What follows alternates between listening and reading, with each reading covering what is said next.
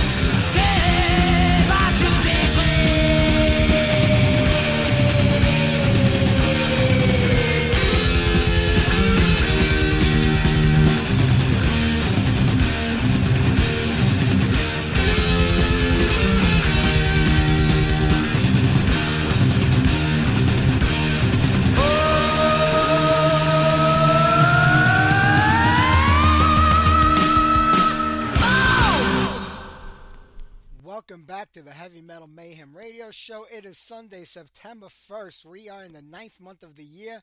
I guess this weekend is the unofficial end of the summer, but I love the fall, but I love the summer too, so I'm kind of torn between the both of them. Mostly because we're big Halloween people over here and we're getting ready to start our setup in another week or two for the year. But welcome back to the show like always. We got a great one for everybody tonight. Matt Hanchuck from Rectify and his newest band Gutter Creek, that's what we're promoting tonight, is on tonight's show. Keith Baughman from 137. He'll be up first in about a half hour. So right there, H-Bomb with the song H-Bomb or H-Bomb if you're saying it the French way. That was probably one of the finest debut EPs ever. The Coupe de Metal EP from back in 1983 came out on the Ravon label, the same label that released the first Merciful Fate EP. I love these guys. I mean, I did love those guys back then when that record came out. But Attack, the second record in 1984, I don't know, the band, I guess they were trying to go more mainstream, if that's the right way to say it. The first song, the title track, was a killer. And then it kind of went all over the place after that. They didn't know if they wanted to be a more commercial band, a more hard rock band, a more accessible band. I don't know what happened to them, but it just wasn't that great of a record. I listen to it now and I enjoy it now, 30-something years later. But being such a diehard fan of that first EP, I didn't really care about that. And Dita Izad, who was the singer on those first two albums, he passed away, I think, in 2018. He was such a great singer for the band, but when they came back in 86 with a new singer, I think it was Patrick Diamond. Everybody thought it was the old singer, Dave Powers from Cloverhoof. Even myself thought that for a long time. But it was Patrick Diamond, an Irishman, who came into the band. And To Feel His Pain came out in 86. Not bad, but it was kind of hard to recapture any of that early magic. And the band kind of faded from sight after that. but so is life, right? All right, let's keep the music going here for as long as we can until we got to get to our first guest. I will get to that whole Nasty Savage song maybe in the second set of music tonight. We gave you a little sample of it last week just to let you know what it was all about. I couldn't play because it was too early for the release, and we'll get into that later. But right now, Pretty Maids, they're back together off that first EP. Here's City Lights.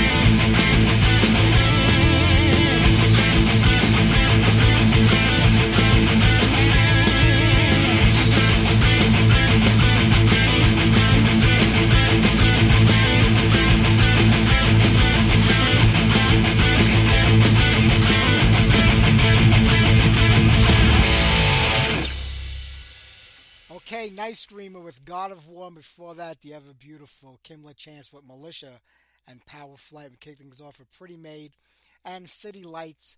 I always say to myself, it's amazing how a band like Pretty Made can go from City Lights to those last couple albums that they did that was so like just radio friendly and commercial. Not even like the same band anymore. It's no different than Def Leppard from those early records to the stuff they're putting out now, but nothing can compare to those first couple of Pretty Made records. They were phenomenal. They really were. But I'm glad they're back together. Ronnie's had cancer for a long time now. He's been battling it. I think it's like stage 4 too. But he actually looks pretty good. Whatever he's doing, hopefully it works and keeps him around for a long time to come. We'll have to see. All right. Except they're out on tour. The Full Metal Assault Tour, they're playing with KK's Priest. So if they come to your area, go to their website, check out the shows. Definitely don't miss this show. You get to see KK's Priest and Accept. Kicked off yesterday in California and LA. They played, they played the Whiskey A Go-Go yesterday, and today they're at the Rainbow. They're actually playing the parking lot because I guess the place is just way too small for Accept. So if you're in LA, it's only about $3.15 out there right now. Go get your tickets and go see Accept. If you're in the New York area, they'll be at the Palladium on September 13th. I think I'm going to actually go to that show. So let's get us some new Accept for you in a minute. Hey, this is Mark Tornello from Accept, and you're listening to the Heavy Metal Mayhem radio show with Mike the Big Cheese. Heavy metal the way it was meant to be.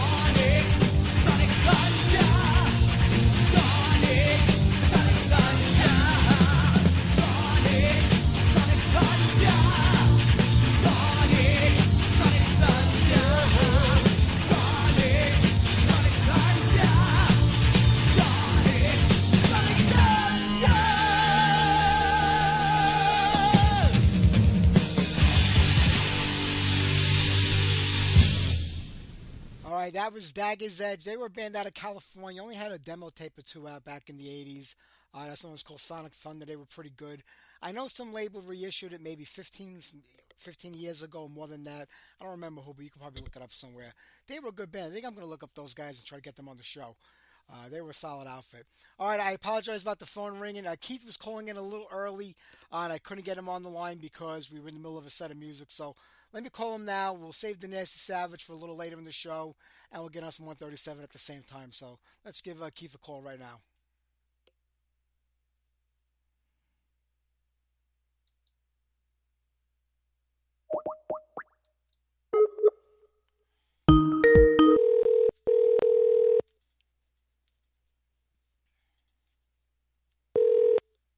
Hello? Keith, this is Mike calling for our interview. You're on the air live. How are you? Hey, how's it going? Good. I saw you calling in before. We were in the middle of a set of music, and I just couldn't get to the phone to answer it until the music was done because we wouldn't hear you anyway. But I'm glad you're on now. Oh, okay. All right, man, that's cool. So listen, a pleasure having you on here today. I'm happy that, Heaven and Hell gave you their star treatment and put out another great album like always. I mean, they did such an amazing job on this packaging, and I'm so happy that, a whole new audience is going to get to hear you guys for maybe for the first time. Yeah, cool. Yep. Yeah, definitely. I mean, I just got it in the mail the other day. Looks awesome. Sounds good. I'm happy. Yeah, Pray to Your Deception. I mean, it's a kind of an amalgamation of a lot of your early EPs. And I think, was there any unreleased stuff on this album? I can't remember which track it is. Lie for Lie is our newest one. We just recorded that, I don't know, like a few months ago. So that's not on any of the previous EPs. Every time we recorded one of the EPs, the idea was, okay, we're going to stick these all together someday. So we were trying to get all the production the same, you know what I mean? Yeah. With the exception of the last bonus tracks. Those are from way back in 2001, different studio, different producer. So we tossed those as bonus tracks. They won't be on the vinyl release then, so just on the CD. Got it. That's good to know. So, I mean, how did the band come about? I mean, actually, the band started in Michigan. Are you still in New York today? Yep. I moved here in New York in 97. So I started the band in 96, did a demo cassette tape, if you remember what cassettes are. Oh, yeah. And then, moved here the following year. It was me, both of my twin sisters. Well, they're twins. I'm not twins with them.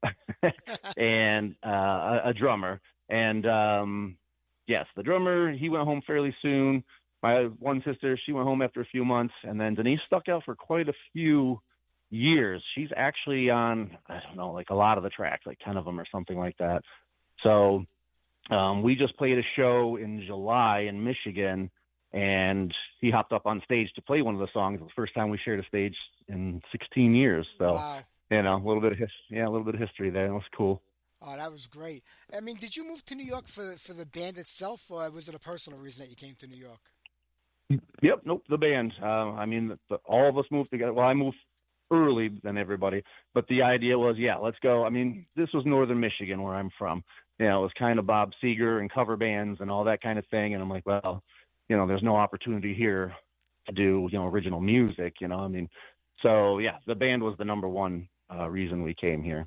Yeah. Was the scene more thriving in Rochester, New York at that time? I mean, I'm in New York, but I'm down in the city, so we had a very thriving scene here throughout the 80s and 90s, even till today. I mean, it's pretty good. But how was the scene in Rochester? Was it more than you were hoping for? Yeah, it was great because, I mean, when I was moving, I did a whole bunch of research, like what's the cost of living, what's this, what's that. I looked into every music scene, too, and I narrowed it down to about 6 different cities. And then, I came here. I ended up I went to the Penny Arcade. I don't know if you know what that is. It was kind of a legend in this place. And I saw my buddy's band. Well, I became friends with them after Withered Earth play. He ended up being in the band. It's Mark, that's listed on the CD, and unfortunately passed away on stage with us. But back in the 90s, I saw his band. I'm like, that's it. I'm going to move here. And you got Syracuse, on one side, Buffalo on the other. So it was nice and centrally located. And I've been here ever since, in different areas of Rochester. Now I'm in Canada, which is just outside. But, that's how it kind of went. Oh, cool. So how did it all come together in the mid-90s? I mean, did you have an idea of what you wanted to do musically? And, like you said, your sister was in the band with you, both of them, right? Yep. Yeah, so actually me and the drummer – I'm sorry, what's that? No, go ahead. Yeah, I finished. Okay.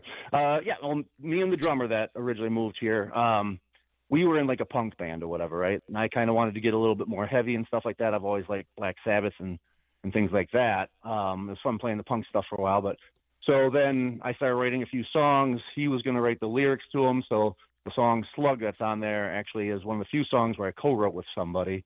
That Matt Fry was the drummer, and kind of that laid the embryo of 137. It's like as soon as I kind of recorded a few songs, like, oh yeah, that's what I want to do. You know what I mean? I mean, my voice wasn't quite there yet, and there was a lot to be filled in, but the overall, like I said, embryo was formed in like the mid 90s. Yeah. Was the plan for you to be the singer and the bass player from the beginning, or did you look into getting a singer for the band and just maybe nothing worked out? No, I mean, I used to be a guitar player, and then just because of the lack of musicians and all that kind of thing, I was up there, I was playing in cover bands, and it was like, okay, so who's going to play bass? And it was like, okay, I'll do it, or whatever, I'll try it. I didn't even have really a bass rig or nothing like that. And then I just fell in love with it. So I'm like, okay, cool. I mean, now I was already doing vocals anyway, so I was like, all right, I guess I'll do bass and vocals. So Yeah. What's this world coming to when you can't find a good bass player? I mean, I'm a bass player myself, so I can say that. But oh, I mean, cool. come on, there's got to be bass players out there somewhere. Are we a dying breed? I'm telling you. I mean, that's it was, it was just meant to be for me, but it came about because what they say, born out of necessity. Yeah. So, yeah, 100%, man. I love bass, though, so I'll never go back. Well, you definitely had a Black Sabbath influence in some of your guitar playing on, not you, but the guitar work on the albums and on the songs. But it's way more than that. I mean, it's very doomy. You got some sludge in there. And reading the bio from the album, it was saying that this was like your biggest mistake or something ever. I mean, how did that come about? That the band that you put your whole life into is your biggest mistake. A little of that deprecating humor. It's just, you sometimes wonder why you do this. It's like, well, what the heck, I mean, the money's not really there anymore. Lots of reasons to not do it, but, I can't imagine not doing it. So, it's kind of one of those double-edged swords, love-hate kind of situation, but overall I love it, and that's why I'm still doing it 30 years later, And it's amazing when you think about it, almost 30 years. I mean, and it was the mid-90s. Yeah. The 80s are seeming further and further away as the days go by. But, I mean, it's been a great run when you look at it. You guys seem to always be busy. Yeah, no, we've got some off times, and like I said, there's been, one of the jokes, a lot of people always say, well, what's 137 mean? It's really 13 and 7, the good luck number, bad luck number stuck together. But I always make the joke is because we've had 137 members in the band. It's an exaggeration, obviously. But, we've gone through a lot of lineup changes. I mean, at this point, I'm the only original one and stuff like that. But my friend Andy, we were childhood friends. He still plays. He wasn't in at the beginning, but he came in, gosh, I don't know, 10, 15 years ago, something like that, probably more like 15. So yeah, I mean, we're still jamming together, and he's in the band for almost as long as anybody else is. I mean, I think Denise still holds the record besides myself, but yeah, so he's been a long time, and like I said, we've had people pass away. I mean, there's lots of different reasons, and just regular life too. We did a drummer change about a year ago. The guy that was in the band wanted to devote more time to the family and all that kind of thing. So, we have a new drummer now, but that's just how it works in this business. You know what I mean? Especially if you're not, making tons of money and all that, people tend to wander, and then it's like, okay, well, we'll just move on to the next, Yeah, So that's what we've done for 30 years. You're just one of many bands that go through that. It's a common story. People always want to hear like these gossipy things, like, oh, they fought with each other, they didn't get along, there was infighting. But like I said, most of the time it's everybody's getting older and they have other commitments, and it kind of gets in the way. They think they have the time to dedicate to the band, and then stuff just happens and they can't do it no more. But the fact that you're the singer of the band and the main songwriter, I mean, that does help keep it very consistent, because the song's going to sound the same way because you're writing them. Vocally, they're going to sound like 137 because you're singing them. But when you have different guitar players coming in out of the band, I mean, is it difficult to get them to nail down that distinctive sound that you have as a band? Not really. I mean, there's always suggestions as far as amps and stuff like that. We've always been, we're old school, so we like tube amps and that whole kind of thing. So, if you want to get technical about it. So, we always try to say, hey, well, by the way, you might want to try a tube amp. So more of, I guess, equipment than style probably. And so far, everybody's been pretty good with that. I mean, those 5 songs, those bonus tracks, that was like all digital. That's why you can kind of hear a little bit difference on that. But everything since then, yeah, it's like just tube amps for us, Mesas, Marshalls, that kind of thing. I mean, going back to the first album, the Product of the Environment EP. I mean, you Yep. guys did it all on your own, like you do most of your stuff. Did you try shopping this stuff around the labels back in the early day? I mean, the mid '90s were a much tougher time for musicians and bands than the decade before. Yeah, no, we did.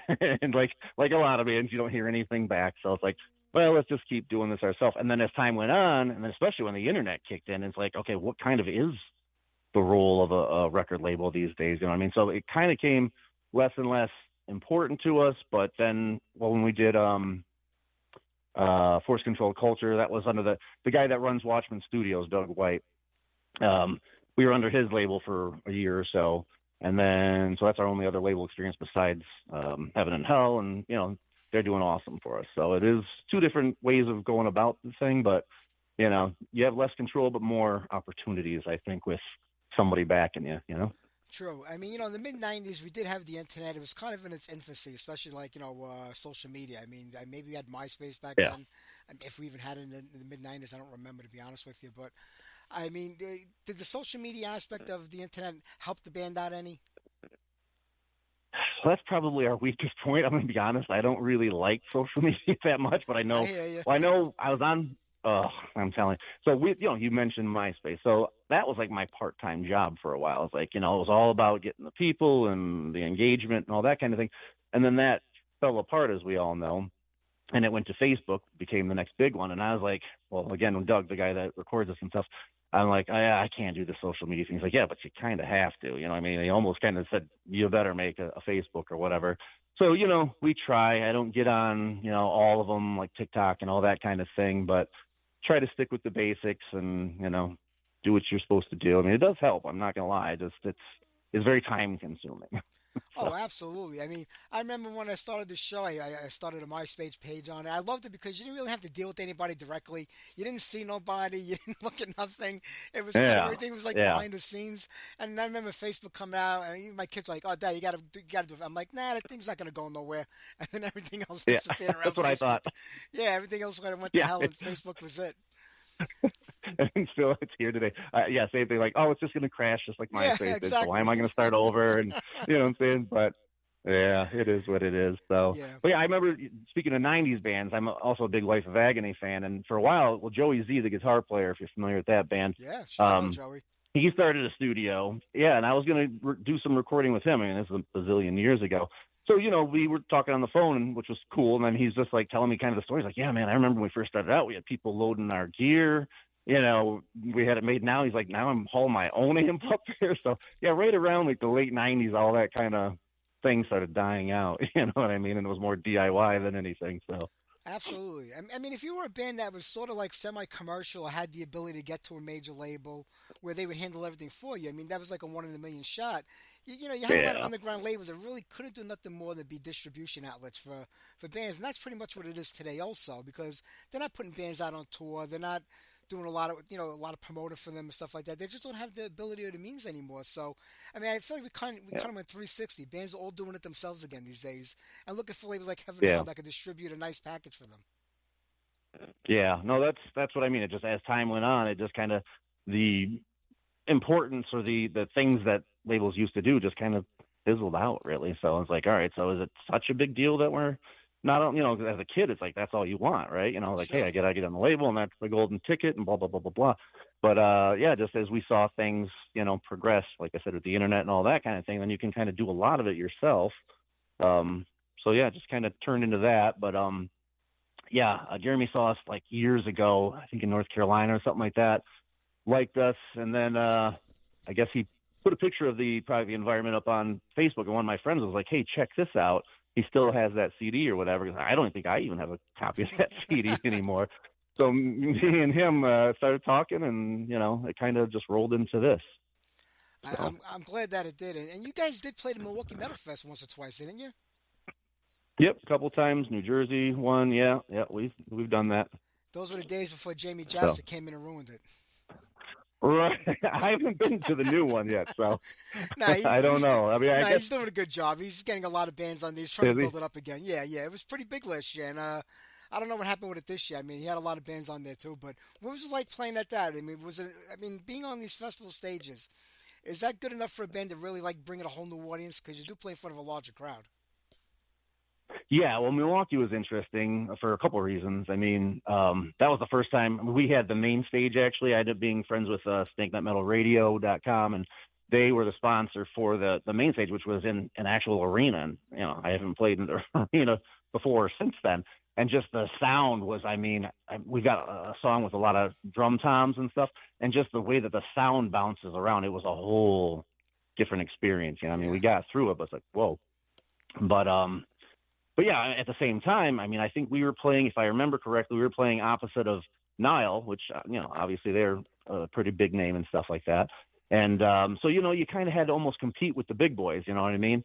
I think the good thing about us, and you're saying stuff about being commercial and, all that kind of thing. One thing I've always kind of tried to do is not sound like anybody else, actually. I mean, that's kind of a detriment at the same time as a blessing, I suppose you can say.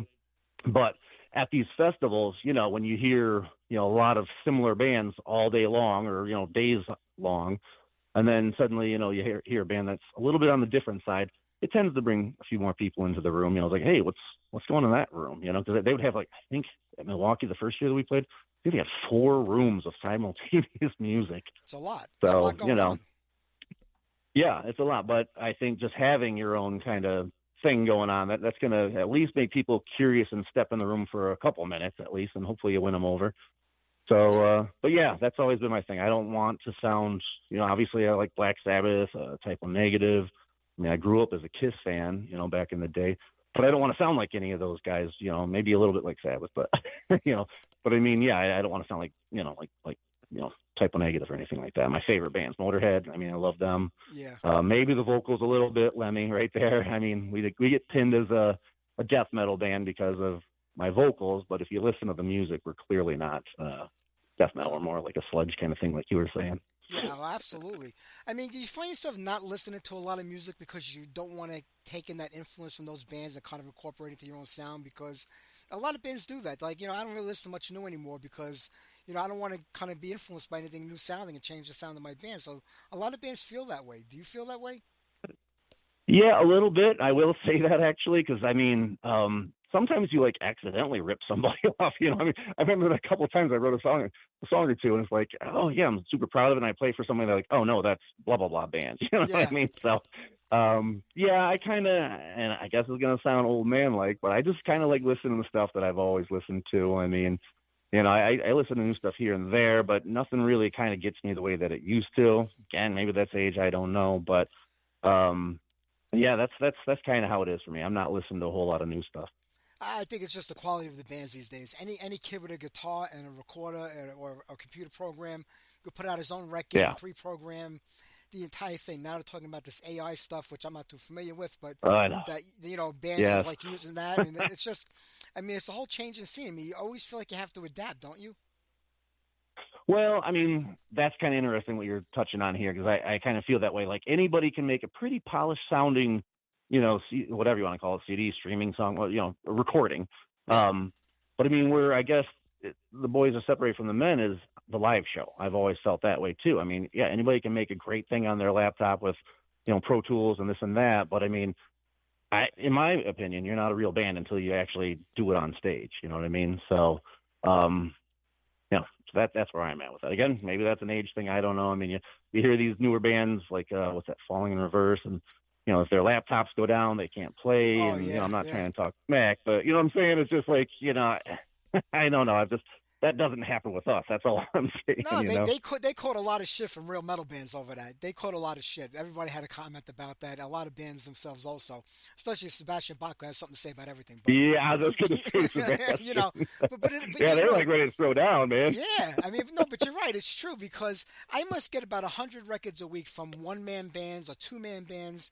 And, they kind of play all the instruments. And, some of it's good. Some of it is maybe not what I'm into. But I'm like, I don't even really give it even a shot, because I'm like, you're never going to play live with one man in the band, and you're not going to just Yep. get guys to come in for a show. So I feel like it's more of a studio project. And if it's promoted that way, I'm Yeah. okay with it. But when they go all out, like with the promotion, like they're a band and they're going to do live shows and tour, and you're not going to do that with one guy in the band, and there's no talk of finding Yeah. other members. So it kind of turns me off in a way, even wanting to give it a shot.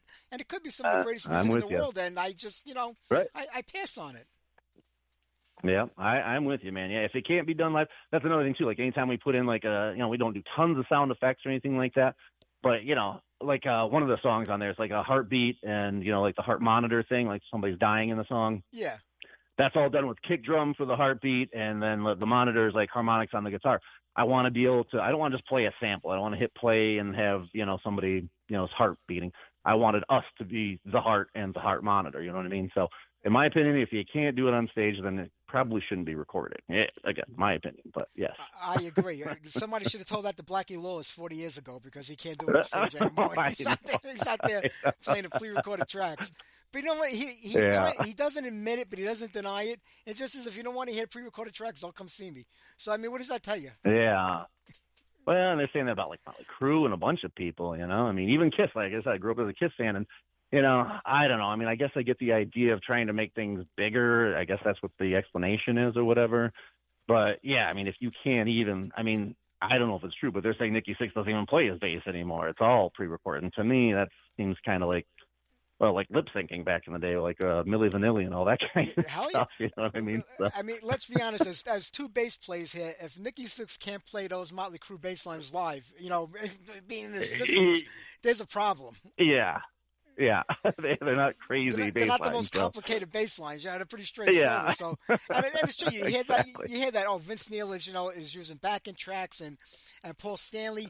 And like I just saw one of the tours Motley Crue did last year out there with Def Leppard. I'm listening to it, and he sounded horrible, Vince Neil. So I'm like, is he really using backing tracks and still sounding that bad? And the same with Paul Stanley at the last Kiss show at Madison Square Garden. I watched that video. His voice is cracking. I'm like, if he's using backing tracks, I mean, they're really trying to make it sound like the bed because you make it sound better.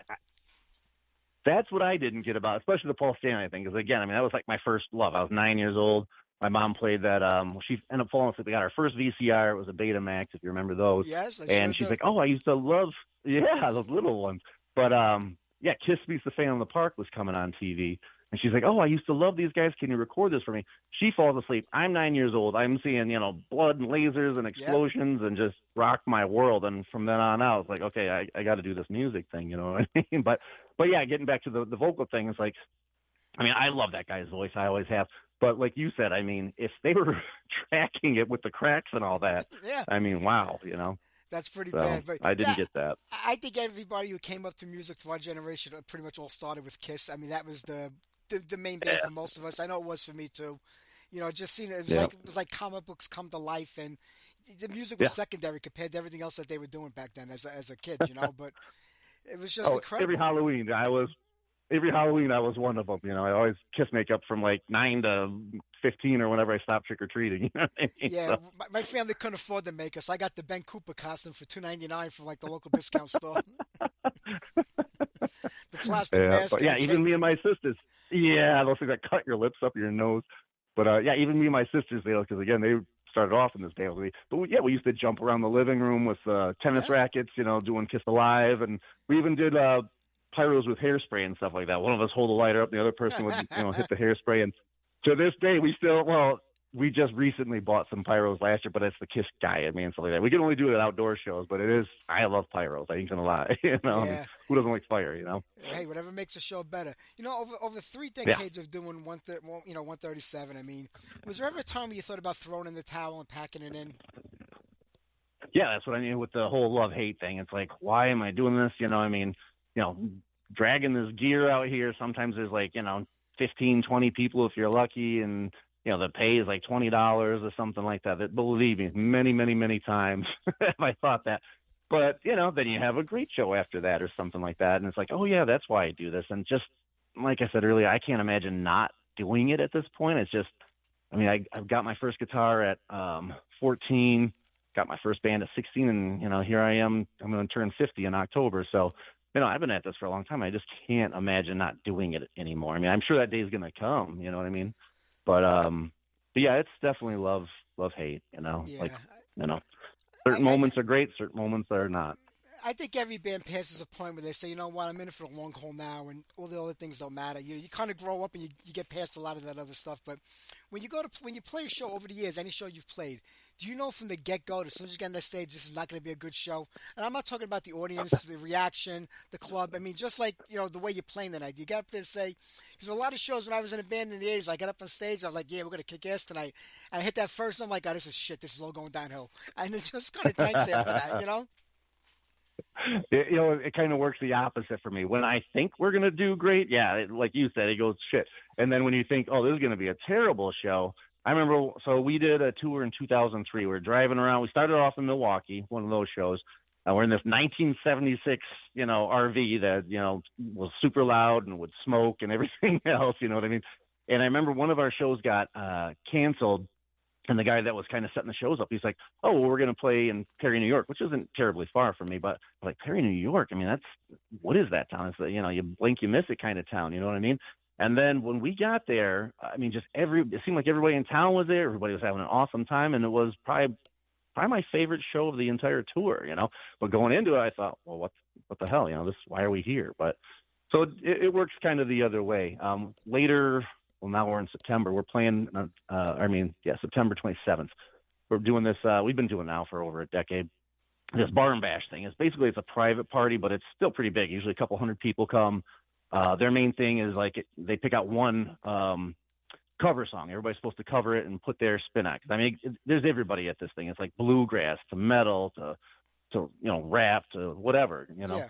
But everybody's supposed to put their spin on the cover song. I guess this year it's going to be Enter Sandman, which I was hoping. I like it when we kind of heavy up non-heavy songs. So now it's actually us doing a heavy song.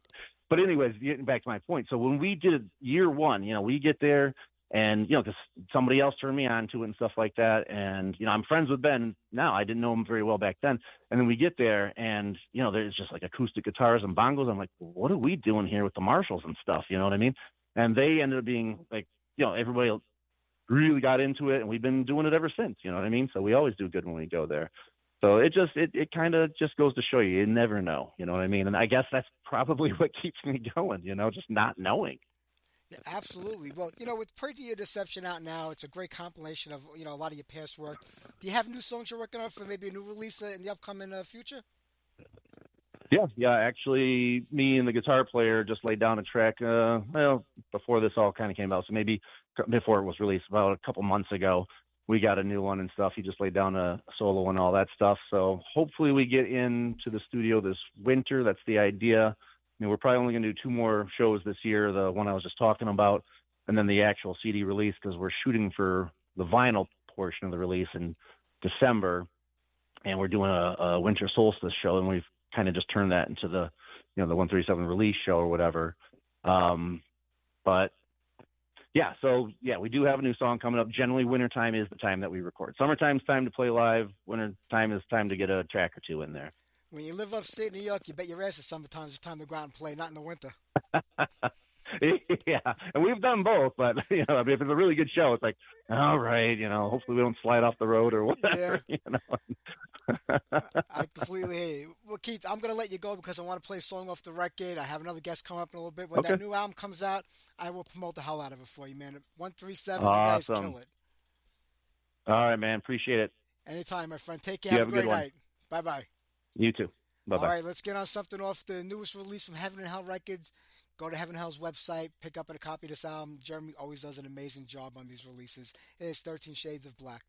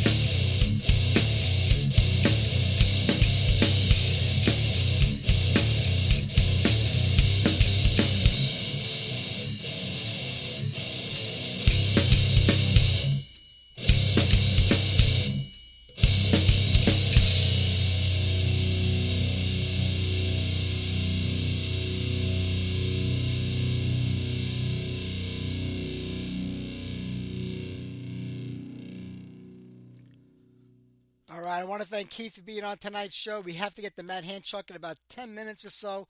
We'll try to squeeze in one or two more tunes between now and then. Hey, don't forget, next Sunday night, it's our 16-year anniversary on the air. I can't believe I made it that long. I can't believe people have been listening that long. That's even more astounding. But don't forget to tune in. We got a great show. King Fowley from Deceased will be on the show live. He'll be calling in first. Andy Scott from The Suite. And who else is on the show next week? I don't even remember. Now, Martin Wilson from Getty's Axe. Don't forget to tune in. We got a great show for everybody. Let's get the brand new Nasty Savage right now. They got an album out called Jeopardy Room. The song is called Brainwash. I played a little sample of it for you last week. We'll get the whole tune on right now. To me, this doesn't, like I said it last week, this doesn't sound like Nasty Savage to me. And David Austin, the original guitar player for the band, he left the band about a year or two ago. He's still sort of involved in the band a little bit with promotion and stuff like that and looking after the website. And he had wrote down that he was complaining about the label FHM not promoting the sound, that nobody even knew it came out. And a lot of the comments he got in there was like, yeah, people didn't know that it was even being released. They didn't hear anything about it. That label does do a terrible, terrible job of promotion. I got the copy because they sent this out to a PR firm for this album, so I got it through them. But other than that, I've never gotten any releases from HFM. I don't know if they just don't know how to deal with radio stations or media. I have no idea what it is with them, but they don't promote the stuff that they have on there. They do have some pretty decent bands. I mean, Siren is on there, for one. They've got a couple of good bands, but they're just terrible at promotion. But, I noticed that he took the comment down like a day later. So somebody from Nasty Savage must have got a hold of him and said, don't put the label, don't insult the label, I guess, that way because it doesn't look good. And he removed the comment. But one of the comments that were most frequent on there was that it just doesn't sound like Nasty Savage. Ronnie's voice is recognizable, but it just doesn't sound like them musically. And it doesn't because they have none of those original songwriters in the band these days. It's a more modern metal sounding album. So let's get on Brainwasher from Nasty Savage. Let me know what you think.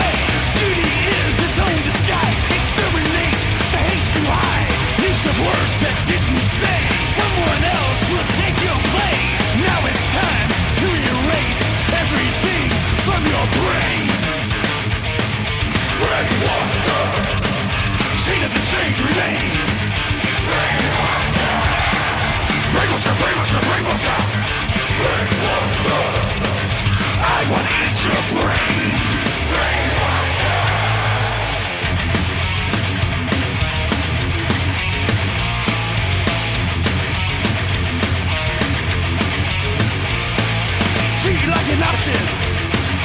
Leave them like a choice. Benediction, crucifixion, incarnation of redemption. No power given to deny. Evil come and evil go. But that's the way they run the show. Now it's time to testify.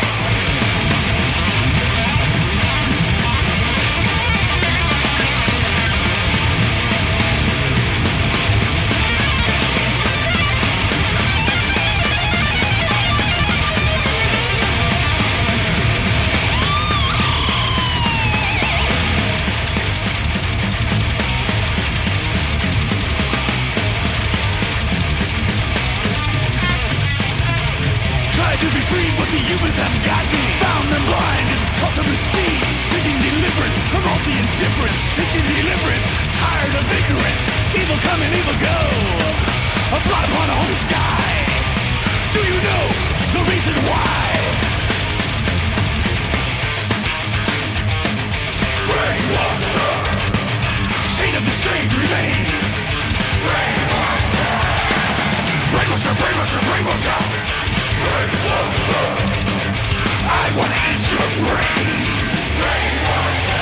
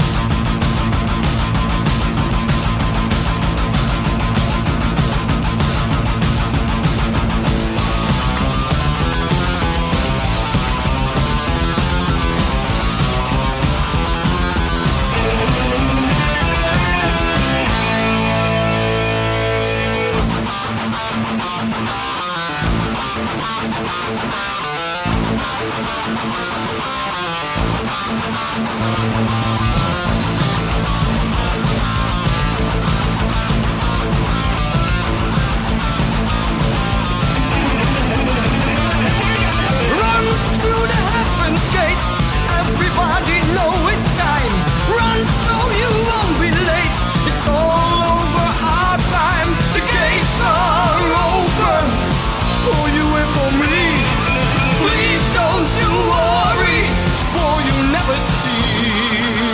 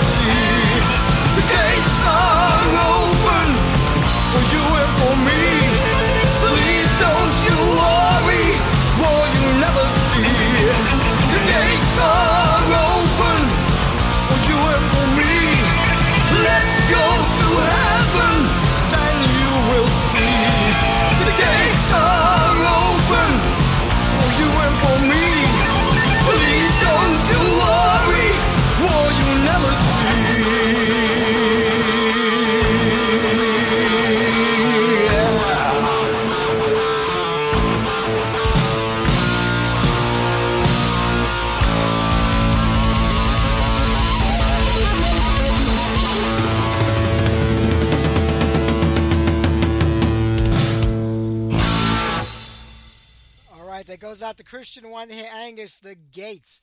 For all these old school metal fans that get mad when I criticize an old school band like Nasty Savage, I'm not saying it's a bad record. I'm just saying it doesn't sound like Nasty Savage to me. If you played me the music without the vocals, I would never be able to tell you who it was. It's only Ronnie's voice in certain parts that brings it back to the Nasty Savage sound. It's not a bad record. Like I said, it's just a more modern sounding metal album. And it doesn't remind me of Nasty Savage, but, make your own opinion up out of it. All right, let's get to Matt Hanchuck from Rectify and his brand new band, Gutter Creek. It's not totally brand new. They've been around a couple of years. Let's play something off of one of the Rectify records, and then we will get on the interview with Matt. It's the devil's playground.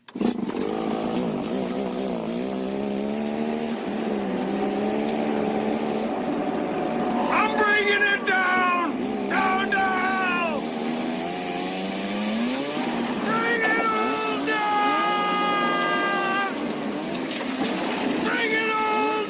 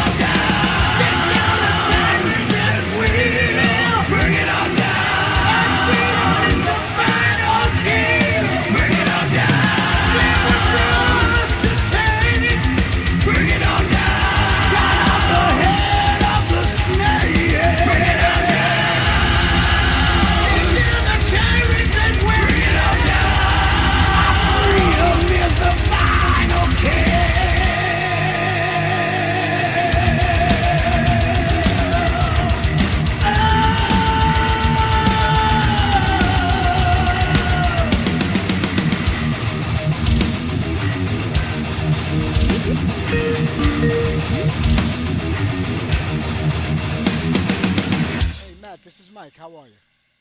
Hey, Mike. How are you? Good, man. I'm doing great, man. It's a pleasure to talk with you today. Likewise. Thanks for taking the call. It's my pleasure. Hey, listen, I have a sore throat and a bad cough, so if I go out a little bit, forgive me. It's okay. That means you won't yell at me. That's right. Nah, why would I yell at you? All the great music you've given us all these years, come on. Right on, brother. Well, I was such a fan of Rectify, so when I heard that, Gutter Creek had you involved in it, I couldn't wait to hear it because... Really? Yeah. That's awesome, man. Oh, man, Rectify is such a killer band. Oh, I love to hear that, man. That's great. Yeah, so when I heard about this, I was like, well, let's see. Is he going to try to do another Rectify, go completely different? You never know what you're going to get, and you went in a completely different direction. Yeah, totally different, man. Yeah, I know. I'm glad you hear the differences, too, because that's always been the thing, man, is to just keep it a completely separate entity from what Rectify is, which is a thrash machine. And Gutter Creek was more about substance, man. It was more about, because, it's funny, the older I get, I kind of like, I don't consider myself a religious guy or anything, but I'm a little bit more spiritual as I get older. And I just find like you don't have to like, you can find substance in a song without having a 3-minute guitar solo, or a blast beat or something. You can find substance within the melodies. And, I took a chapter out of like Michael Amott's book more than anything. The inspiration behind this was, his spiritual beggars compared to what he does with Arch Enemy. Same thing, man. It couldn't be more vastly different from one another. And yet you could argue that he's the best at what he does in both genres, stoner metal. I mean, I don't think there's a better band than Spiritual Beggars. Me personally, that's a subjective statement. I get it. But I mean, in an Arch Enemy, man, he's been spearheading that whole Swedish death metal thing since the 90s. So, you know what I mean? Like, that's kind of where the whole driving force and the inspiration from it all came from in the first place, is just to do something that was a complete departure from Rectify, but still something that I would enjoy listening to. You know what I mean? Like, still something that had guitar riffs in it and stuff, but it wasn't thrash. So, absolutely. Yeah. I mean, the only common thing I hear between the two is your guitar playing, because you have a very distinctive tone, and I could pick it out from both bands. But other than that, musically, night and day. And you're right. As you get older, more interests are coming involved in your life, musically, spiritually, all different angles. And you want something different. Totally. And you don't want to mix it into what you had before.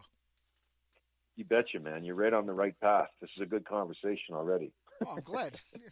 But it's just amazing stuff. And when people try to describe this band, I can't describe it. And I don't think people should be describing bands and music. I think when you start separating genres too far down, it just loses something. But I like that it can't be pigeonholed and described in one guesstimated word. I actually appreciate that, because it isn't one trick pony. It isn't that. I mean, if you listen to the record, I mean, I'm sure you have, obviously, but like there's elements of thrash on there, but it's definitely not a thrash metal band. And at the same time, it's nothing more than a heavy metal band, really. You know what I mean? It's really that simple too. There's no need to give it too many hats or monikers, because I think heavy metal encompasses kind of the whole tree. You know what I mean? Yeah. I mean, every branch is its own thing, but ultimately we can all kind of point the finger back at heavy metal. It all derives from that. So it's just in its inherent nature, I think it's just a downtrodden heavy metal record with inspiration coming from like the likes of Skynyrd, Clutch, and perhaps some Spiritual Beggars. That's basically what it is, Genre-wise, what would you call that? I have no idea. No, but that's what I love about it, that you don't get pigeonholed into a genre, and that's what makes the band so unique and original. Second record, Thanks to the Face, what a growth spurt from the first record to this one. Was it a matter of you guys feeling each other out, getting to know each other a little better musically? Yeah, it was. And you know what? Okay, so you know the background. You're one of the only guys I've spoken to that's actually really familiar with the Rectify stuff. So, but for the rest of the guys, like Soren came from Artillery, Derek came from Votov and Immortal Possession, which are two cult level death metal bands in Canada. They got some really good followings, those guys over here. I don't know if you know those bands, but that's Derek's background. Then obviously Greg needs no introduction. Greg came from Testament, and he came with me to Rectify, but historically he's known for what he did in Testament, rightfully so. The point I'm alluding to, my friend, is that we all came from this technical, complex background of music, and that very first Gutter Creek record was so watered down in terms of the complexity that it was almost like boring to us. You know what I mean? Like it still has substance to it, and the songs are fun to play, but the way Fangs kind of had a little more of teeth to it, a little more substance, if you will, was because Derek and I'm the songwriter and I arrange everything with Derek, right? So when I said to Derek, like, let's throw some shred back into this, let's throw some of your double kick back into this, like, let's make it a little more of a quasi metal record versus just a heavy metal record or a hard rock record, which is kind of what the first record was, right? So, you know what I mean? And we just wanted to make sure that we kept our chops into the element too, like made sure that there was some decent, not technical playing, but a little more inspiration behind the playing, if you will. Does that make sense? Absolutely. It's funny how the band members look at the albums compared to the people listening to it, the fans do, because I don't get that from that record because, I thought it was a great record. But, you're the one that wrote it, so you know how you feel musically about your own music, where I say, man, those are some great songs. No Slave to Religion, Never Back Down. They were killer tunes, in my opinion. But you look at it a whole different way because you're the composer, basically. Yeah, I think a lot of it has to do with capturing the moment too. Like music is a lot of, again, these are subjective statements. These are opinions that reflect upon myself. So I'm not trying to speak for anyone else here when I say these. I would be clear about that with you. But when it came time to finish the songs writing for this record, we had just come off the road. Like we toured in support of that first album. So we had some really great shows, and a lot of good energy from those shows. So that translated into the writing process because I was so full of piss and vinegar, you know what I mean? Coming back from those shows, that I think that energy translates into the Fangs record a little more than the first record. The first record, it was one of those things where I had this idea where, hey, let's do a side project, Derek, and it was never going to be more than that. When the shows came about and we signed with a label fairly early, it was a lot of fun, man. And it was so much fun that it's like, man, how can we not want to do this again? So, of course, it doesn't have the staying power of like, I don't know, a Five Finger Death Punch record, whatever the top of the heap is at the current moment. It doesn't have that type of staying power. So to stay relevant, I just thought, let's get right back into writing mode here. And if nothing else, we could at least tour Canada again on the strength of a second record. But the beauty of Fangs is that it managed to find an audience in the States, to our surprise. And I guess Munzie was telling us, it's like in its fifth or sixth week now charting on that.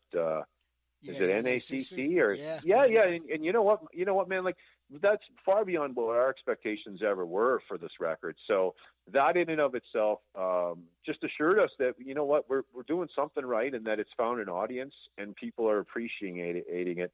And I think the only real thing that we're really thrown aback by it is that the fact that we released it on our own this time. We decided to part ways with that label because, quite honestly, man, they barely sold 500 CDs, which was all they pressed for that first record.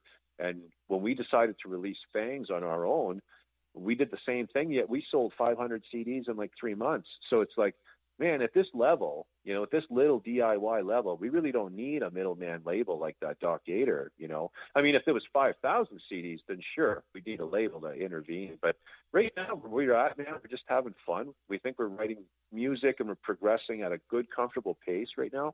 We're all really seasoned guys, and there's no egos or anything. So it's always going to be about making the song better and making each record a growth from the one prior to it. So, and collectively, we're all kind of on the same wavelength with that in terms of where we want to go with the music. So, and these guys have given me full reign to, just to keep writing the way I've been writing, and they seem to have faith in what I'm doing. So everything's been working out well, man. It's just been a really great magical conjunction of sorts to have all these guys on board with the same sort of skill set in their craft. And it's merely making the song special for me as the guy writing them to hear them come to fruition. And then, you got Soren doing his thing vocally, and, Derek locking in with the drums. And it's just, I'm really proud of these records, man, because like I said, initially it was like, hey, for shits and giggles, let's do a one-off side record here. And you know what I mean? It seems to be a little bit more appreciated than what most of us have been doing on the, our other bands as of recent. So. Oh, absolutely. Well, like with Rectify, what 8 or 9 years the band has been together now, so you know what it's like to Yeah. take a band, from the beginning, build it up, get that press attention, get the word of the band out there. When you start a new band like Gutter Creek, do you say to yourself, "Oh man, we got to go through all this all over again, trying to build up the label, but trying to build up the band," or is it an exciting thing? We say, "This is something new. I want people to hear." Yeah, I think I'd go with the latter, with the exciting thing, and that's merely because there was no expectation from it other than self gratification. We just all agreed that, we're all thrash dudes, but we all listened to various walks of music, and it's like, hey man, I got these songs that are like a throwback to like 70s, 80s metal rock stuff. You guys want to get together and do this? And it's like, well, let's see what they turn into demo wise. And next thing you know, we sent them out to Soren, and he agreed to sing on him, and that's how it came to fruition. So the thing is, there was never any expectation from it. So you know what I mean? So that's the thing. So no, I guess to answer your question, no, there was never pressure or that sort of defeated sense of, oh, we're starting over or something, because it was just supposed to be a one-off thing for fun. But it was so much fun, like I said, that why not do another record? And then the second record seemed to be a really big growth for us, from what I'm told. And it just seems to be finding an audience much quicker than like Rectify or Artillery even has been doing as of recent. So I guess, hard work pays off, brother. I guess the best way to say it, It really does. You know what? You can never put your finger on the pulse anymore. You don't know what's going to hit and what's not going to hit. For sure, right? It's man. It's a crazy world. You sit there saying, how the hell did that band get to Madison Square Garden? I can't figure it out. And this band's over here playing a small club. I can't, you don't know what people, get out of something anymore. It's so hard. You kind of knew back in the 80s, it was heavy metal. Sure, yeah. Today, it's so much harder. But like with the band now with Soren, I mean, he does such a great job on the vocals. But I heard there was originally somebody else set out to be vocals for the band. Was that anybody that we would know? Yeah, absolutely. The original singer was going to be Warren Conditi from original Whiplash. He sang on the Sit Stand Neil Prey record for Tony Portaro back in '97. But he also played guitar on the album that preceded that one, Cult of One. Do you remember that record? They were actually, ironically, both released on Massacre Records as well, who Rectify is signed with. So it's ironic how it's such a small, really, circle, this whole metal community, right? Everything kind of cross-references at one point. But yeah, I'd originally reached out to Warren during the demo phase of this record, the original album rather, the original Gutter Creek songs, the demos that became the debut rather. And I have two songs that he demoed, man. Actually, I have an alternate version of Slipping Through the Scars. I'm trying to think the other one he did. I'd have to go back down and look, but he demoed two songs that sound nothing like how you would know them with Soren.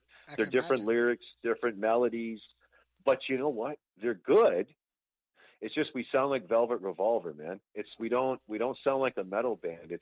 It completely changed his vision of what he wanted to do with it was more of a Queen meets Velvet Revolver kind of a thing. And you know what? Warren is an amazing talent, man. That guy is a great singer.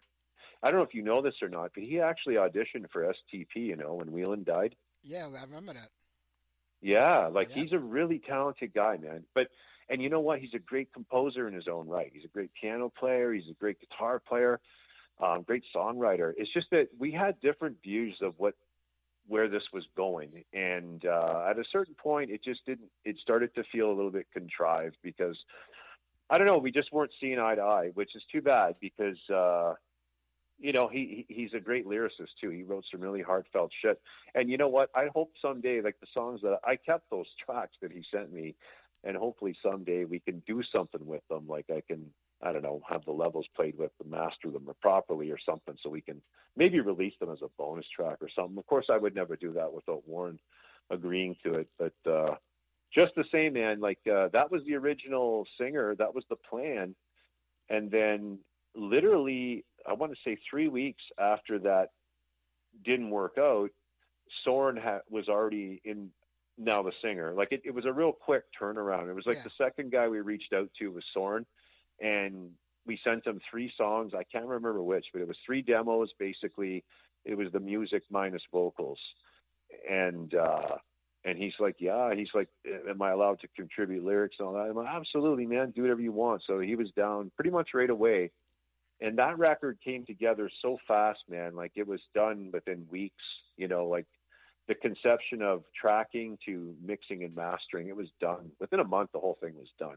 And if you listen to it, that's actually not surprising because it does have some flaws in it, especially within the production value. I find there's some hindrances, but the songs are good and they're fun to play live, man. Like there's a couple songs like Silent Killers will always be part of our set. And much like Slipping Through the Scars, Nomad, there's certain ones you kind of have to play for people, it seems, at least up here in Canuckville. They got their favorites up here, but the new stuff, man, it's a growth in terms of what it takes to play it as well. Like there's a little more thought that went into the songwriting. It's a little more methodical, a little more thought out, whereas the gutter stuff from the first record was more of a felt thing. Like the songs were like 4-chord, kind of like, I hate to say this, but someone else threw it out at me and I have to admit it was close. It was like a Nickelback on steroids kind of a thing, man. That's what it was. We went with a 4-chord approach to a lot of those songs, but they worked for what they were, and it was more about finding the melodies and the hooks, like I said, versus trying to steal a solo spot and, a big shreddy solo or some blast beat or something. It was more about trying to find some sing-along parts and so forth that would be, memorable refrains for people to catch on to, Like I said, the follow-up record was more of the same, but we thought, why not do both? Let's have the shred in there. Let's have the double kick drums in your face, the time changes and all that. And let's keep all the hooky melodies in there. So we try to do it that way. The third record we're working on, man, and you might be surprised to know that today, yeah, and I shit you not, today actually of all days is the last day for vocal tracking. So today, officially, the third Gutter Creek album will be done today. All the tracking will be done. Actually, that's not entirely true. I got some soloing to do, but all the vocals and all the rest of the music is done. So 10 new songs, 1 cover song, and but we're going to sit on this for a bit because it seems like Fangs has still got some life to it. Yeah, absolutely. And and you know what, my friend, we recently got asked to open a select set of shows in Western Canada next April for a pretty reputable metal band, and I wish I could tell you more, but they'll announce it soon enough. Once they do, I'll be all over it, saying it all over. I'll be screaming it from the top of the hills. I'm happy for you, especially if that pans out. Thanks, man. Fantastic. I appreciate that. I really do appreciate that. And the beauty of it too is I just recently retired from my job, man. So I have all the time in the world now to pursue music full time. I don't need to take holidays to play shows and stuff, So it's such a stress reliever, man, when you commit to things like rehearsals and shit for, these big commitments, right? And that's what they are. They're commitments, Once you book these gigs, man, it's like I said, that's kind of why when Soren bailed on us for logistical reasons for this Loud as Hell festival in Alberta, we just played on August 3rd. It was a no-brainer that we just had to find a replacement. There was not even an option of canceling the gig. I mean, look, you got 600 plus bands applying for this fairly prestigious festival in Western Canada, and they only select like 45 bands out of those applicants. If you're lucky enough to get picked, man, the last thing you want to do is burn a bridge and say, hey, man, we got to bail our singer. You know what I mean? So yep. I was fortunate that with Rectify, I had done a couple cover songs with Dave from Heathen, right? So I figured, oh, fuck, I don't know if he'll do this, but I'm going to ask him, right? So I called Dave and I said, listen, Dave, here's the deal. We got this gig, man. Soren, for whatever reason, just can't commit to this. It's a one-off. Can you do it? And he's like, well, he goes, Heathen's my thing. He goes, let me get back to you. I got to talk to Craig. And I said, okay.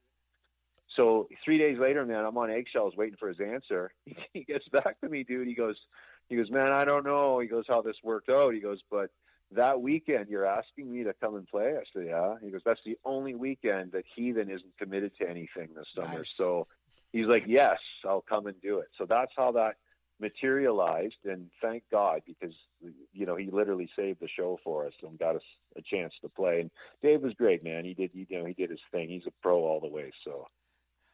That's fantastic. It does get harder as we get older because, like you said, a lot of people have jobs, they have family, have commitments that they got to, kind of put first a lot of times. It's not like when you're a teenager, you say, hey, let's just jump in the car, with 2 gallons of gas and drive for 90 miles to go play a show and make $10. It's different today. So as much harder. We'll eat next week, eh? That's we'll right. eat next week. Yeah. But you do sort of have, I guess, technically an international band when you think about it, from 2 or 3 countries. For sure we do, man. Yeah, and it's, you know what, like I said, we've been fortunate that we did get a Canadian tour in under the first record. And, we played a few shows after, like we opened for Tantric in Kalkaska, Michigan. You know who Tantric is, right? Yeah, I think absolutely. they're a Grammy Award. Yeah.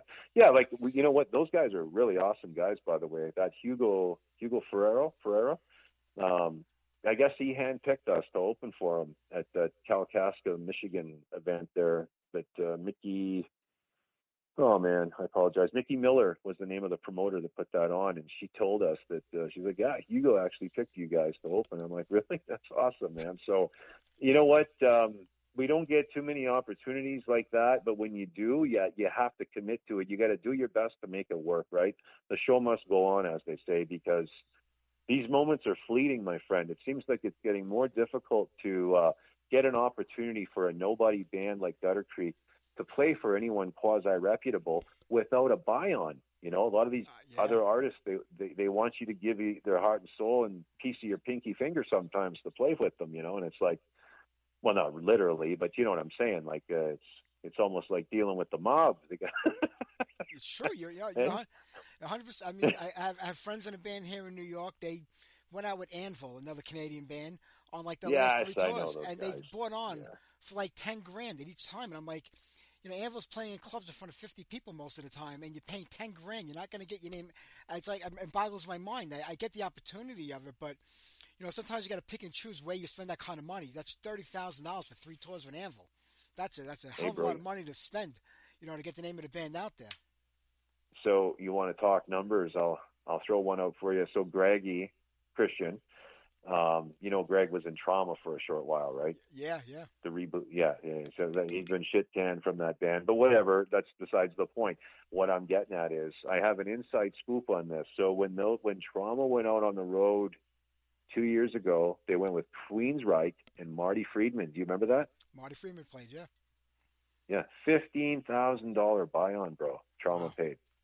Yeah, and it's like, there's no way they recouped $15,000 on that tour. There's no way, because the numbers just don't. We know what the merch numbers are. So at the end of the day, man, it's sad that it's come to that, though, because these bands like Queensryche that are making these bands, or Anvil is a better example, like the one you gave, because listen, those are fellow Canadians, but let's be honest, who the fuck is Anvil to charge anybody an admission fee, man? Yeah. Like, come on, It's crazy. At least Queensryche are playing bigger places than Anvil are. So that's what I was going to say. At least Queensryche, you're going to play an amphitheater, not a bar. Exactly. Yeah. It's crazy. I mean, I remember back in the late 70s and 80s, bands would play a club. The club would actually pay the band. They would give the band, flyers to give out, so that at least they knew who they brought in there. You hand the flyer to the bouncer at the door, and they say, oh, this band brought in 50 people tonight. We'll bring them back next week. They didn't charge anybody back then. It was a promoter's job to promote the show, a club's job to promote the club. It just went crazy over the last couple of decades. For sure, man. And now they want a piece of your merch, my friend. They want 30% of the fucking merch at the door now. It's like, hey, man, I'm not asking for a cut of the fucking bar, You're right. Hey, give me 20% of the shooter sales, Ben. Fuck. It is crazy. I wonder where, the younger kids coming up now, the teenagers, I say, I want to be in a band. I want to make a career out of this, maybe get to the big leagues. How does that even happen for them anymore? The labels have gone to shit. I don't think it does, man. I don't think the labels allow for it. I don't think they do that anymore. Like, if you think about it, man, and even like a label like Nuclear Blast is a good example. So, look, I mean, I've had the pleasure of working with guys like Juan Urtiaga to get him to like mix and edit some of my music, right? So like guys like Monty Connor over at Nuclear Blast has heard like the last couple Rectify albums, and he's heard Gutter Creek, and it's always the same response, because Juan will CC me and send me the response after he forwards this record to this guy to listen to. It's like, hey, you got to hear this record I just mixed. And Monty will say, yeah, great stuff, fucking killer hooks, blah, blah, blah. but I don't know who these guys are, and I don't have time to market a new band. And that's basically the same thing all the time, meaning if you don't come to some of these labels bringing a nostalgic allure with you, you know what I mean? So you're a guaranteed investment of sorts, then they don't touch you with a 10-foot pole. It's, it's very common that a lot of the bands that are still running carrying the torch, if you will, there's a gap of about 30 years between them and the guys behind them. You know what I mean? Like the age gap. Like, there's a whole generation of bands that are going to be obsolete soon, and I don't know who's going to be behind them to pick up the maybe Rectify, but that would be fantastic. But let's be serious. But let's be serious, though. I mean, there's not going to be Havoc.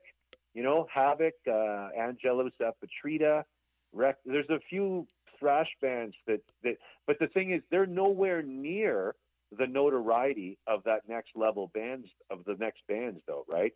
Like all those bands that I mentioned, they're all poor. Like we're all making no money and we're living, we're working other jobs to do music as a passion and as a hobby, not as a career. Whereas the top of the heap, 99% of the label investment all goes to those bands. These bands on the bottom, they get some scraps thrown to them once in a while, like, whatever. But there's a huge gap there is what I'm saying, my friend. And I don't see how it ends well. No, you know what I mean? When the Testaments, the Exodus, the Overkills, and all these guys are done, who's next? Because I can't think of who that would be, There's nobody. And it's sad because I say, like, when AC/DC, Metallica, Iron Maiden, a lot of the arena bands, call it a day. Because, listen, we're getting up there. It's going to happen sooner or later. That's right. You won't see Testament and Overkill and Anvil and these bands going to the arenas after that. And, you think about country music, you think about pop music, you think about rap music. It keeps going on and on forever. There's always new bands that are getting promoted and coming up. But the rock and metal genre, it's gone. They put all their eggs in the basket a few years back with that band Greta Van Fleet, thinking they were going to be the next ones to come in. And now you don't even hear from them no more. I mean, they're out there, but that chance of making it to the next level disappeared for them. Just like that. And everybody was behind them. Well, maybe we got to tell the world that Gutter Creek's that band, brother. I think it is. And Thanks to the Face actually came out last year. It's going to get a second push right now because of all this promotion going on, which I love. So I'm glad that you're kind of holding off on the newer record, even though I'm dying to hear it. I'm glad you're holding off on it maybe till the end of the year or next year. So because you're going to get a whole second wind out of this album right now. Yeah, and that's what I was saying. Like it's starting to find an audience. So I mean, we're just thankful that. It doesn't matter how long it takes. It's just eventually, if it gets that, even a cult following, as they like to call it, I mean, there's nothing wrong with that, man. At the end of the day, it'll give us a reason to keep doing what we're doing, just keep putting out the records that we enjoy to write, and we're having fun with it. That's the thing. Getting to talk to people like you, getting to meet fans at the shows and stuff, and just knowing that there's a network of people that have an infinite amount of love for this genre, the metal genre. It just never ends. It's not a fad. It's not a phase. My dad grew up listening to the fucking Rolling Stones and the Beatles, and today he's in his 70s and he listens to the Rolling Stones and the Beatles, right? Yeah. I grew up listening to Metallica and Ronnie James Dio, and when I'm in my 70s, I'll be listening to Metallica and Ronnie James Dio. So it's just the same thing, right? It's absolutely true. It's like when once it's like, I got an album for you from Gutter Creek. I'm like, I already got it. Just set up the interview. Don't worry about the album. I already have it. But, awesome. Hey, listen, if you send me, I wanted to tell you though, if you send me a friend request on social media there, I wanted to share something with you that I haven't shared with too many people. So the next Rectify album, not the one that drops on October 18th, that's Dissecting the Leech. That's the first one that comes out on Massacre Records. Yeah. That fucking record's been done for almost 3 years, man. I've been waiting for them to drop it. But the follow-up to that record is done. It's called Rise of the Vigilante, and it's the best shit I've ever written, man. And my guitar duo on this whole record is split with none other than Mr. Chris Poland from Megadeth. Oh, nice.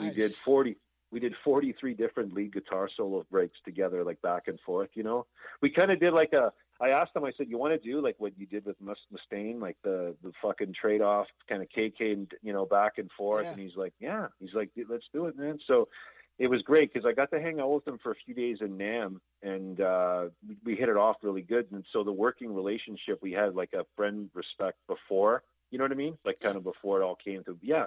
So, but I'm so happy the sound that he brought to the record, man, and the style is just, he could play circles around me. He's a far better musician, but our contrast and styles work so well together that it's like, I got to share it with you. So you send me a friend request and I'll send you some tracks. And there's no doubt in my mind you'll think it's the best Rectify shit for sure. I'm more going nuts that you're sitting on all this music. 2 Rectify records that haven't been out yet. The Gutter Creek. You got a ton of stuff out there. You know what, buddy? I spent my life, excuse me, I don't know if you know this, but I did a career in law enforcement. I just finished doing like 25 years of law enforcement, and I retired. And I never stopped playing guitar and stuff my whole life. I was always at home. Like, I never hung out with fucking cops or anything. I just did it as my job, right? So at the end of the day, I would go home to my family and just immerse myself in music. And I had, like, before the first Rectify album ever got recorded, I had like 80 gigabytes of just riffs on my hard drive. So, when I started picking it apart, I'm thinking, some of this stuff is good for like a song, but it's no good for Rectify. So that's when I started dividing it towards, there's that Gutter Creek stuff and there's a different, but there's so much music. I got some instrumental stuff too that I haven't released either. And I did this one-off project with a female singer by the name of Amanda Kiernan. She fronted the band Into Eternity when Stu Block got the gig in Iced Earth. I don't know if you remember that. I remember that. Yeah, so Amanda and I did this. We did a one-off project. We called the record Virtues of Vice, and the song was called No Chains. I don't know if you've heard that yet, but no, not that one, no. You should check it out, man. I think it's basically like take a Rectify Gutter Creek riff and throw a female vocalist on it, basically. It's really cool stuff. I'm really happy. I wish we'd have done more than just a one-off song, but if you get a chance to check it out, I think you'll dig it, man. I'm definitely going to check that out. I mean, you have any other riffs in there for a third band? I don't know, man. Anything's possible. Yeah, you never know. You never know, man. Yeah, it's great talking to you, buddy. You too, Matt. I'm going to get you on Facebook. I'm dying to hear that music, and this interview is going to air next week on the show. So I'm going to play a couple of tunes off of this and some Rectify and get a little bit of everything on there tonight. Sounds good, man. I appreciate the shout out and I appreciate taking the time to ask the questions, and I'm happy to answer them, man. So yeah, send me a friend request and I will be happy to send you some Dropbox links, brother. You got it, man. You have a great night, my friend. I'm looking forward to seeing you guys. Get to the New York area. All right, man. Thank you. Bye-bye. Yeah, bye-bye. In this world of sinners, I've come to rescue you all. In this world of liars, can you still hear my call? I was born upon the cross, upon that cross I carry for you. I was born upon the cross, I live and I die and I carry it too. Eternal floating damnation, eternal doubt in my mind. This burden weighs on my shoulders, this burden leaves me behind. Feeling lost in the shadows, feeling lost in my mind. I'm burning up from the inside, familiar feeling unkind. I was born upon the cross, upon that cross I carry for you. I was born upon the cross, I live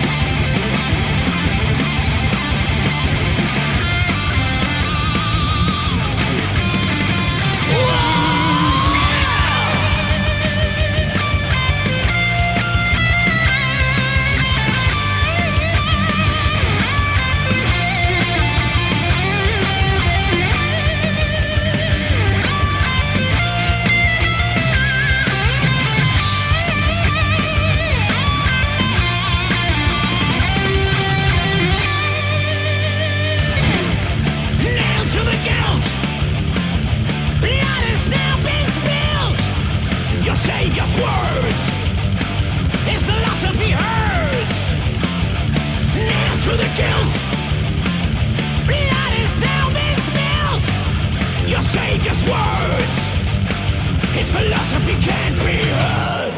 I was born upon the cross, upon that cross I carry for you. I was born upon the cross, I live and I die, and I carry it too. I was born on the cross, on that cross. Oh, I died for you.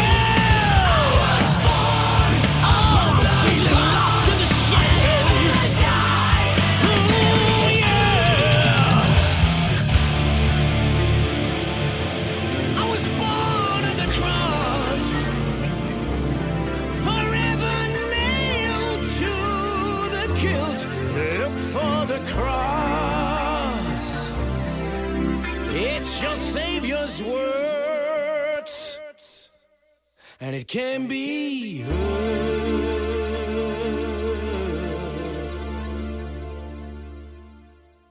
All right, I want to thank Matt for being on tonight's show. I want to thank Keith for being on tonight's show. Don't forget, next Sunday night, the 8th of September, our 16-year anniversary show. Andy Scott of Sweet, Martin Wilson from Getty's Axe, and the King, the other King, King Fowley of the Deceased. He's a chatter.